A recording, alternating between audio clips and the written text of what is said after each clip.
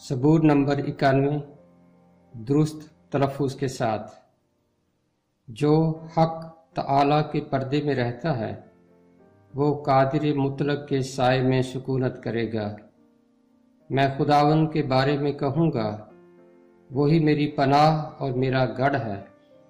वो मेरा खुदा है जिस पर मेरा तवक्कुल है, क्योंकि वो तुझे सयाद के फंदे से और मौलिक वबा से छुड़ाएगा। वो तुझे अपने परों से छुपा लेगा और तुझे उसके बाजुओं के नीचे पनाह मिलेगी। उसकी सच्चाई ढाल और सिपर है। तू ना रात की हैबत से डरेगा, ना दिन को उड़ने वाले तीर से, ना उस वबा से जो अंधेरे में चलती है, ना उस हलाकत से जो दोपहर को वीरान करती है। तेरे आसपास 1000 गिर जाएंगे और तेरे दाहिने हाथ की तरफ 10,000, लेकिन वो तेरे नज़दीक ना आएगी। लेकिन तू अपनी आंखों से निगाह करेगा और शरीरों के अंजाम को देखेगा। पर तू ऐ खुदावन मेरी पनाह है। तूने हक़ तआला को अपना मस्कन बना लिया है।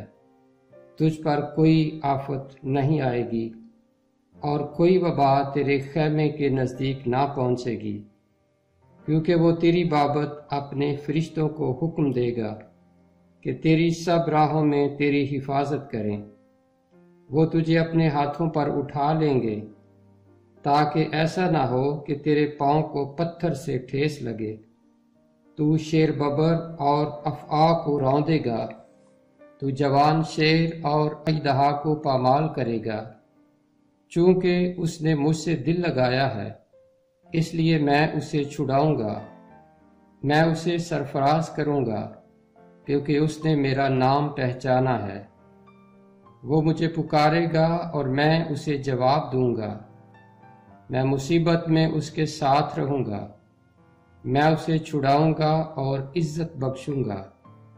मैं उसे उम्र की दराजी से आसूदा करूँगा और अपनी नजात उसे दिखाऊँगा।